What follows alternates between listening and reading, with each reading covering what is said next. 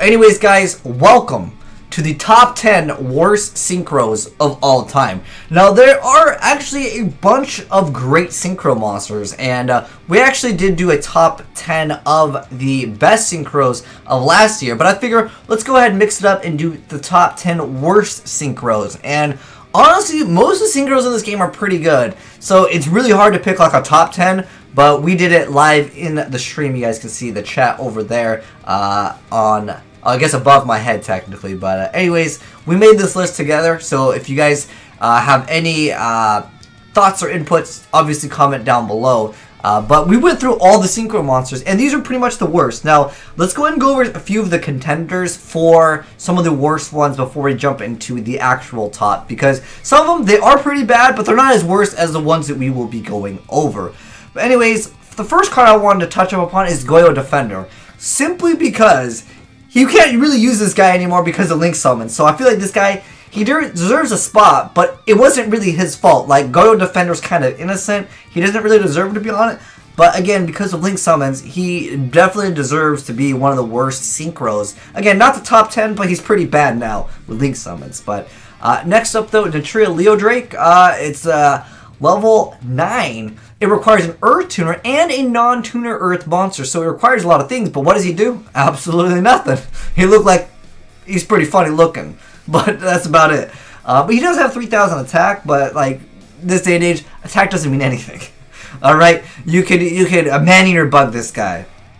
Next up, Yugioh King. They released a bunch of support for like a Yugioh synchros, but like no one plays him at all.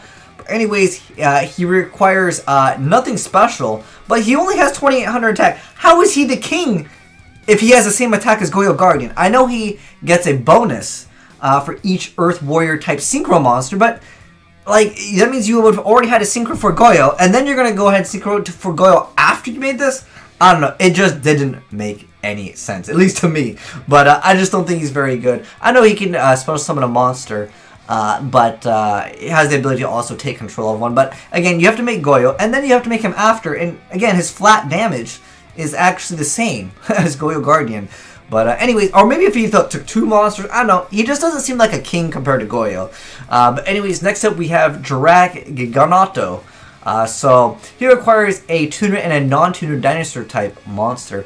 And anyways, while this card is face up on the field, all the Jirak monsters gain 200 attack for each Jirak monster in your graveyard.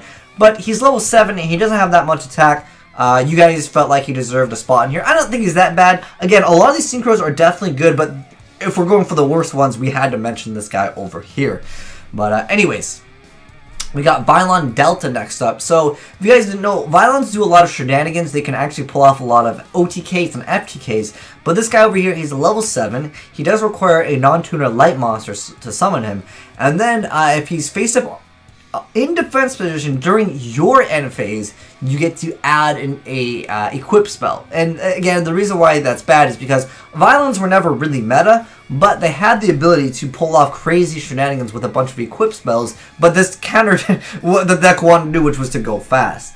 Next up, the Fabled Kudabi. He required a Fabled Tuner and one or more non-tuner monsters, so he was already restricted on how people could bring him out in the first place. But he gains an effect depending on the number of cards in your hand. So if you have 0, it cannot be destroyed by battle by card effects. And he's got 2,200 attack, so it's not like the best in the world. But if you have 3 or more, you have to destroy him. So he either gets destroyed or cannot be destroyed by battle or by card effects, but you have to have 0 cards. And that, I guess that's his effect, is just to stall. But and on top of that, you have to have 0 cards. He's just not the most optimal card. But anyways, next up we have Paralysis the Purple Pyro Tile. I've never even heard of this card until one of you guys mentioned it. But when this card is sent from the field to the graveyard, all monsters your opponent controls lose 500 attack. 500 not the best, and his stats 800, 1400. Like I said, I didn't even hear about this guy. He's a pretty bad card. But he is a tuner, so I didn't consider him like on the top 10 list. But anyways, these are the worst synchros for those of you guys that just joined up in the live stream. But these are contenders for the top 10 of the worst. Next up, 7 Swords Warrior. A lot of you guys mentioned this. I don't think it was that bad though. But anyways, he's generic, so anything can make him a 1 tuner and 1 or more non-tuner. So once per turn, when an equip card is equipped to this card, you get to burn your opponent for 800. Then once per turn, you get to target one equip card equipped to this card, you send it to the graveyard. When an equipped card is equipped to this card and sent to the graveyard, except for during the damage step, you get to target one face-up monster opponent controls and destroy the target. So basically what it comes down to is he gets to burn for 800 and then destroy a monster. That's his essential effect. But the problem with this is first you have to synchro form, then have an equip. And at that point, why don't you just have like a one card of smashing ground and get rid of a monster? So I guess that's why you probably guys thought he was pretty bad. Anyways, next up, Mist Valley Thunderlord. I didn't think it was that bad for the Mist Valleys, but Mist Valley is not the greatest deck. But anyways, he requires a non-tuner Mist Valley monster. It's once per turn you get to return one card you control to the hand, and this card gains 500 attack until the end phase. And it can be activated during either player's turn. I thought he was okay, because at that point he becomes 3100. He's a beater, but again, it was one of those cards you guys mentioned. I was like, sure, I'll include it in like some of the cards that you guys wanted me to like add to like the contenders for the top 10 of the worst. Next up we have Sea Dragon Lord Gishlin. We'll call him Gish. Alright, I don't know how to pronounce it. Anyways, he requires one tuner plus one level 3 non-tuner monster, so he's level 5. But his effect is when a face-up level 3 or lower monster on the field is sent to the graveyard, this card attack becomes 3000 until the end phase of this turn. First off, I can understand why you guys put him here. I did put him originally here when we were looking at it. But anyways, so you have to make this guy, and then you have to have a level 3. Then it has to go to the graveyard, and then it just gains attack. And usually, you want to try to finish off the game. I know you could probably go for some crazy synchro plays to make this guy, and then perhaps synchro up to make something else. But majority of the time, you're gonna make Librarian before you go for your plays. Like making this, and then Librarian, and then what, you're gonna make Quasar, and then you lose the bonus. He's just not that ideal. That's the way a lot of people see it, and I could understand. Next up, we have a Drac Velfido. So, anyways, one tuner and one or more non-tuner dinosaur type. Most of you guys should be able to read this if it's, you know, in HD, full screen it, but I'm just going to go ahead and go over its effects. I know it's kind of small for this guy, but anyways, the card's attack and defense are equal to the total original attack of the synchro material monsters used for its synchro summon. And if this card attacks a face down and defense position monster, you can destroy it without flipping it face up. I didn't think it was that great, but yeah, I agree with you guys on this one. Next up though, the Archfiend Zombie Skull. And now this guy's here, I've seen him played a few times, but I never thought he was that great either. But the reason why he's here is he requires a Plague Spreader zombie plus 2 or more non-tuner zombie type monsters. His effects is that face-up zombie type monsters you control can't be destroyed by card effects. But the problem here is it requires Plague Spreader, which is a level 2 monster, unless of course you're changing the levels, and 2 non-tuners. That means you have a Plague Spreader and 2 more other cards to finally make this card, and then he doesn't really have like a effect other than protecting your other things. So you'd have to go ahead and make other things that you'd want to protect, other than, of course, himself. It's too conditional. And I think that was part of the problem. But anyways, next up, Mighty Warrior. So he's anyone can make him. He's generic. And then if he destroys an opponent's monster by battle, you get to inflict damage to your opponent equal to the half of the destroyed monster's original attack. So his attack is 2200. There's no really point for this card to exist. Because Goyo, Gaia Force to Earth, they got way more attack. But anyways, I mean, yeah, in certain circumstances, maybe he'd be okay. But for the most part, this card is just pretty much outclassed by most cards. Burning your opponent, not really that good for potentially what? You can burn them for very little because the thing that you'd be attacking over is what, like 2100, so you'd be doing 1050 in terms of damage. It's just not really worth it. That's the way I see it too. But anyways, next up, Ally of Justice Field Marshal. So, it requires a tuner and 2 or more non-tuners. Pretty much at that point, you're just thinking, I'd rather make Trishula, you'd be right. But anyways, it can't be special summoned except by Synchro Summon. When this card destroys a face-down and defense position monster by battle and sends it to the graveyard, the controller of the guy can draw, this card can draw 1 card. Like, the conditions are really, really extensive for this card, and that's probably why you guys didn't like him. But anyways, next up we have Soheo the Hidden Ring. I didn't even know about this card. But anyways, it's 1 tuner and 1 non-tuner monster. And this card is synchro summoned using a Blackwing monster. It is treated as a tuner while face up on the field. But twice per turn, this card cannot be destroyed by battle. It's a level 2, and at that point, most people are just thinking, I'd rather just make, you know, other cards specifically for me, like Synchron. But I definitely think that, yeah, I didn't even know about this card, so he does get to go on the list. But now, guys, we're finally ready to go into the top 10. Now, I considered Moon and Sun Dragon to be in the same category. Like, they're counted as one card for our top 10 here. But the reason why, guys, I thought these cards looked so cool. I was so hyped when they come out. I got the Supei. I opened one booster pack. I got Supei plus like one of them. I was super excited to try them out. This is back before meta was like a thing that I actually wanted to play. Now I like fun decks, but this deck was so hard to actually pull off to get the Sun and Moon Dragon out on board. Then when one of them would die, you were to get out the other one. But the problem with this is that you never got it. Like, most of the time, guys, for those of you guys that actually played this deck, you guys know what I'm talking about, it was way too hard. Like, it needs to be if this card leaves the field, you get to bring out the other one, because it's just too difficult to successfully get their effects multiple times. Like, the idea was cool, but it never was able to go off. This, again, it was something I was really excited to play, and it was such a letdown when I finally got the deck.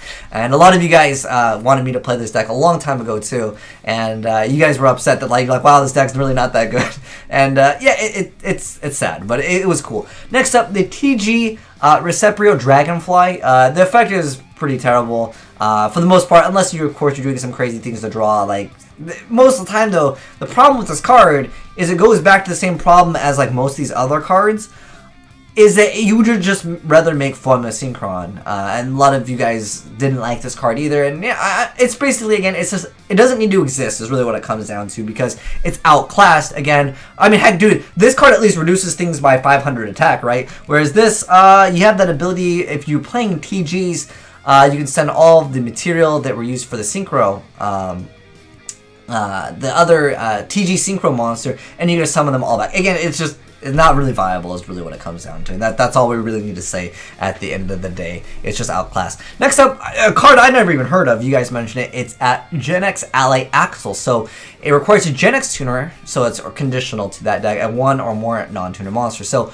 once per turn, you can discard a card to select one level 4 or lower machine type monster from a graveyard. Special summon it. Its attack is doubled, but it cannot attack directly. Level 4 or lower machine type monsters. Most of them don't have like the most insane attack. And even though it's doubled, I mean, it's a level 8 Synchro, okay? If this was like a really low level Synchro, it would make sense you bring back a monster, but then it also gets removed from play during the end phase, so obviously you'd want to Synchro with it. So, but if you Synchro with it, the double attack doesn't matter, but the double attack makes it so you can't attack directly. I don't know, there's a lot of flaws with this card. I thought it was pretty bad. A lot of you guys agreed as well. But anyways, next up, Majestic Star Dragon. So many people requested me to play this a long time ago to make this, but the problem with this card is that it requires what is it? Whoops, I moused over the wrong card. Anyways, it requires Majestic Dragon plus Stardust Dragon plus a non-tuner monster. So that's 3 monsters to make him. His effect is actually not bad. When your opponent would do anything, you tribute it, negate the activation, and destroy all cards your opponent controls.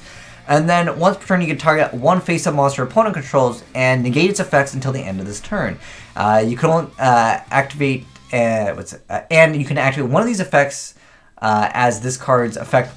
Wait, what? Sorry, I can't read. Oh, hold on. Let me read it again. You can target one face-up monster your opponent controls, negate its effects until the end of this turn, and you can activate one of these effects as this card's effects once this turn.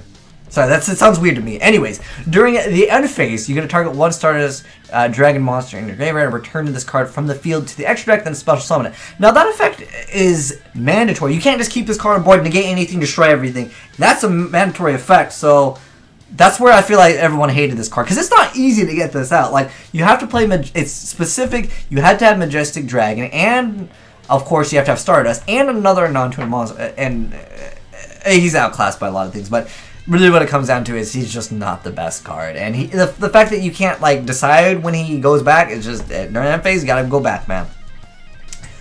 But anyways, next up, Powered Insectron. Now, I remember this card got revealed. They like hid the effect for a while. They announced it, and they showed off the artwork, and people were like, what is it going to be? Because at the time, I believe, Goyo was gone, Brian Act was gone. We didn't have really good level 6 Synchro monsters, but this card has the effect of, when it's Synchro summoned, this card can't be destroyed by battle or by card effects, and you take no damage.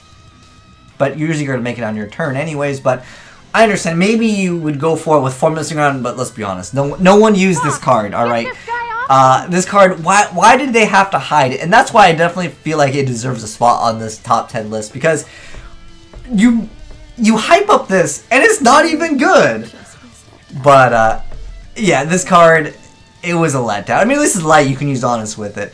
But if it protected all the other Synchros, that would have been a pretty decent effect. Like, people would actually have tried it. But anyways, next up we got Thunder Unicorn. So it requires a Beast type tuner. So it's specific. It's a level 5, 2200 attack. But it's once per during your main phase, you can select one face-up monster your opponent controls, and it loses 500 attack for each monster you control. So if you had a bunch of monsters, yeah, it could be good, but at that point, you'd probably just finish off the game.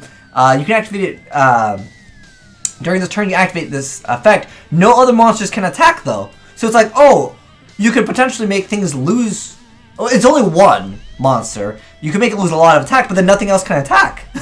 So like, it's just backwards, kind of. I mean, the card's pretty bad. The Unicorn archetype never took off. I really wish they would give that some support, though.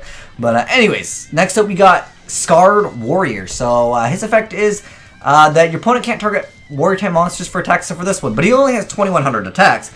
And once per if it would be destroyed by battle, it's not destroyed. Only by battle, not even card effects. Terrible, man. Again, some of these cards aren't that bad, but they are in the bottom tier.